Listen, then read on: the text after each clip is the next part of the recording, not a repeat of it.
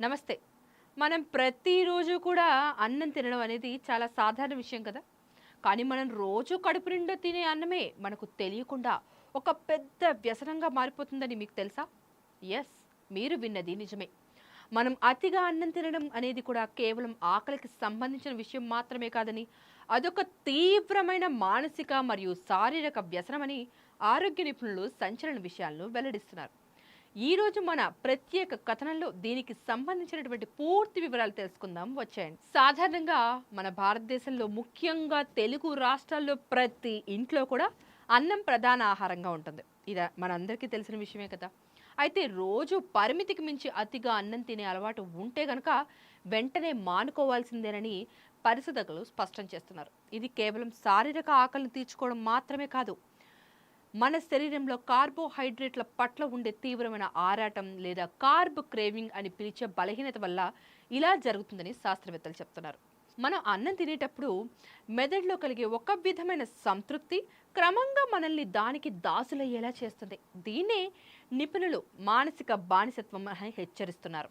అంటే అన్నం తినకపోతే ఏదో కోల్పోయినట్టు అనిపించడం, నీరసంగా మారిపోవడం లేదా చిక్కాకు రావడం వంటి ఈ వ్యసనానికి ప్రధాన సంకేతాలన్నమాట. ఇది శారీరకంగా బరువు పెరగడం, మధుమేహం వంటి సమస్యలకు దారితీయడం మాత్రమే కాకుండా మానసిక ఆరోగ్యంపై కూడా తీవ్రమైన ప్రతికూల ప్రభావాన్ని చూపిస్తుంది. మరి అలా అయితే అన్నం తినేవాళ్ళు ఎవరు? అన్నం ఎవరు తినాలి? అందరూ తినచ్చు అన్నం. అందరూ అన్నం తినచ్చు. కాకపోతే ఇక్కడ ఏంటంటే చిక్కు, మనం అన్నం తింటున్న దానికి సమానంగా శారీరక శ్రమ కూడా ఉండాలి. శారీరక శ్రమ కనుక లేకపోయినట్టయితే అన్నం మనం తినకూడదు. ఒకవేళ అన్నం తింటే దానికి తగ్గ శ్రమ చేస్తేనే ఆ కార్బ్స్ అన్నవి శుభ్రంగా మనలో డైజెస్ట్ అయ్యి మనకి నూతన ఉత్తేజాన్ని ఇస్తున్నాయి. పూర్వం అంటే రైతులు, తర్వాత మిగతా శ్రామికులు ఎంతో పనిచేసేవారు కాబట్టి వారు 3 పూట్ల కూడా అన్నం తిన్నా వారికి ఎటువంటి ఎఫెక్ట్ చూపించేది కాదు. కానీ ఈ రోజుల్లో మనం చైర్లు వేసుకుని కంప్యూటర్ల ముందు కూర్చుంటున్నాం. ఒకవేళ అరాకొరా పని చేసినా కూడా పెద్ద పనే కాదు. మరి మన శారీరక శ్రమకు తగ్గ అన్నం మనం తింటున్నామా? అస్సలు లేదు. అందుకే ఈ రోజుల్లో ఎవరి దగ్గరికి వెళ్ళినా కూడా వైట్ రైస్ మెయిన్గా ఆపమంటున్నారు. ఇది మెయిన్ కారణం అనమాట. ఇప్పుడు ఇంకా మిగతా సూచనలు ఏం చేస్తున్నారు నిపుణులు అన్నది చూద్దాం.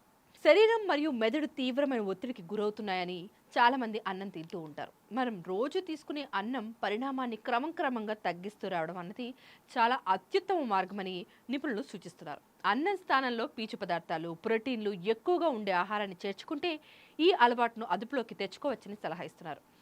ఒకవేళ అన్నం ప్లేస్లో కనుక ఫైబర్ కానీ మిగతా ప్రోటీన్స్ కానీ తీసుకున్నట్టయితే తొందరగా ఆకలి కూడా వేయదు. అదే రైస్ ఎక్కువగా తీసుకుంటే ఆకలి కూడా అంతే ఎక్కువగా ఉంటుందని నిపుణుల అంచనా. ఏదేమైనా సరే పరిమితి గనుక దాటితే ప్రమాదకరమే అని మన పెద్దలు ఊరికే అనలేదు.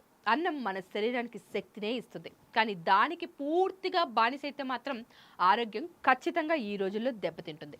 కాబట్టి ఈ రోజు నుంచే మీ ఆహారపు అలవాట్లను ఒక్కసారి సమీక్షించుకోండి. అన్నం పరిమాణాన్ని క్రమంగా తగ్గించి ఆరోగ్యకరమైన జీవితాన్ని కొనసాగించండి. ఇలాంటి మరిన్ని ఆసక్తికరమైన ఆరోగ్య సంబంధిత వార్తలు, లేటెస్ట్ అప్డేట్స్, అదేవిధంగా విశ్లేషణల కోసం మన పొలిటికోస్ ఛానల్ని ఇప్పుడే సబ్స్క్రైబ్ చేసుకోండి. పక్కనే ఉన్న బెల్ ఐకాన్ నొక్కడం అస్సలు మర్చిపోకండి. ఇలాంటి మరిన్ని వార్తల కోసం చూస్తూనే ఉండండి పొలిటికోస్. నమస్తే. Please subscribe to the channel and download the Politicos app from the links in the description.